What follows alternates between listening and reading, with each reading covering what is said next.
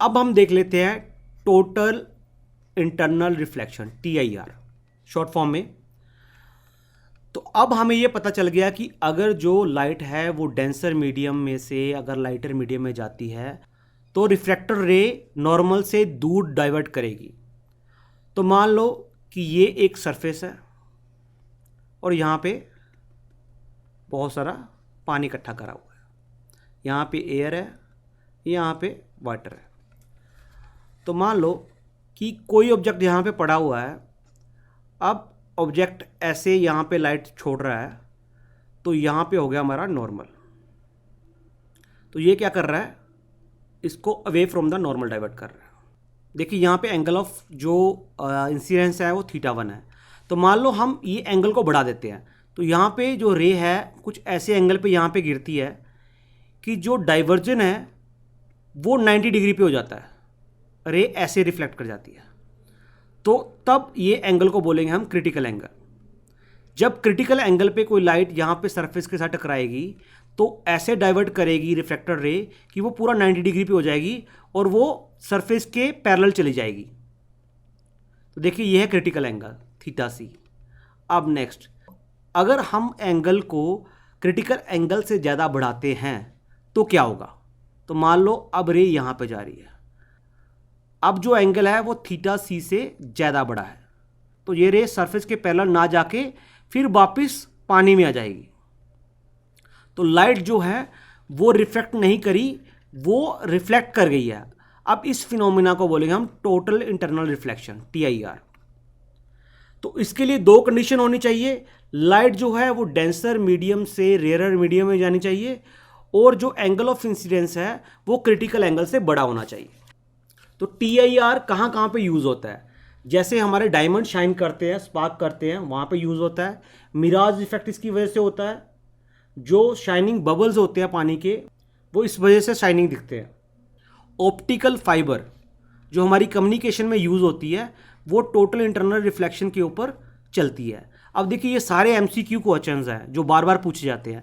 कब total internal reflection होती है, जब आपका जो एंगल ऑफ इंसिडेंट है वो क्रिटिकल एंगल से बड़ा होगा। अब ऑप्टिकल फाइबर में कौन सा प्रिंसिपल लगता है, तो TIR, आपको सीधा आंसर देना है TIR।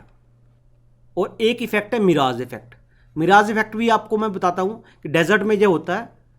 तो अब हम देख लेते हैं कि मिराज इफेक्ट कैसे होता है।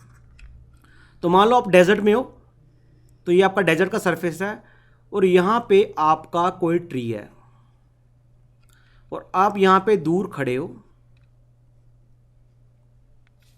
एक तो है कि आपको ट्री कैसे दिखेगा, मान लो अपर पार्ट का जो लाइट है वो आपके सीधे आईज में जाती है तो आपको सीधा ट्री दिखेगा। अब डेजर्ट में क्या होता है, देखिए यहाँ पे पूरा एयर फिल है तो यहाँ पे जो सरफेस है वो बहुत ज़्यादा गर्म हो जाता है, हॉट हो जाता है। हॉट होने की वजह से क्या होता है, जो एयर नज़दीक होती है सरफेस के, वहाँ का जो रिफ्रैक्टिव इंडेक्स होता है वो कम हो जाता है। जब सरफेस के नज़दीक की जो एयर गर्म होती है तो उसका रिफ्रैक्टिव इंडेक्स कम होता है एज कंपैरिजन जो हवा यहाँ पे है। तो अब मान लो यहाँ से कोई लाइट चलती है तो वो उसका क्या फिनोमिना होगा, वो डेंसर मीडियम से एक लेस डेंसर मीडियम में आ रही है तो यहाँ पे क्या होना स्टार्ट हो जाएगा, उसकी रिफ्रैक्शन। तो मान लो कोई रे ऐसी आती है, अगर उसका एंगल ऑफ इंसिडेंस किसी भी लेयर के ऊपर ग्रेटर देन क्रिटिकल एंगल हो जाता है, θc जो है उससे बड़ा हो जाता है एंगल, तो ये लाइट जो जहाँ से ओरिजिनेट हो रही है तो ये ऐसे कुछ ऐसे करके ऐसे घूम के ऐसे चली जाएगी। तो इस आदमी को क्या लगेगा कि ये जो लाइट है ये जहाँ से आ रही है, तो यहाँ पे क्या होगा, ये टॉप से आ रही है तो टॉप यहाँ पे ट्री का ऐसे बन जाएगा।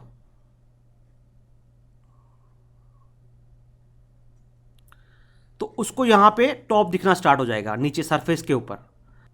तो यहाँ पे टॉप दिखेगा और यहाँ पे बॉटम दिखेगा। तो देखिए अगर यहाँ पे उसको टॉप दिखना स्टार्ट हो जाएगा, उसको ट्री भी दिख रहा है और उसकी जो रिफ्लेक्शन है वो नीचे भी दिख रही है, तो ऐसा इफेक्ट हमेशा पानी में दिखता है। अगर पानी के किनारे कोई ट्री होता है तो उसकी जो रिफ्लेक्शन है वो पानी में दिखती है, तो इसको बोलते हैं हम मिराज इफेक्ट। उसको लगेगा यहाँ पे कुछ पानी की तरह कोई चीज़ है जिसमें उसकी रिफ्लेक्शन दिख रही है, बट ये एक्चुअल में टोटल इंटरनल रिफ्लेक्शन की वजह से हो रही है। जो क्यों हो रही है, क्योंकि सरफेस के नज़दीक की जो हवा है वो बहुत ज़्यादा गर्म हो गई है और उसकी जो रिफ्रैक्टिव इंडेक्स है वो कम हो गया है। और ट्री के जो टॉप के ऊपर हवा है उसका रिफ्रैक्टिव इंडेक्स ज़्यादा है, तो ऑटोमेटिकली टोटल इंटरनल रिफ्लेक्शन का एक पूरा कंसेप्ट प्रिपेयर हो जाएगा।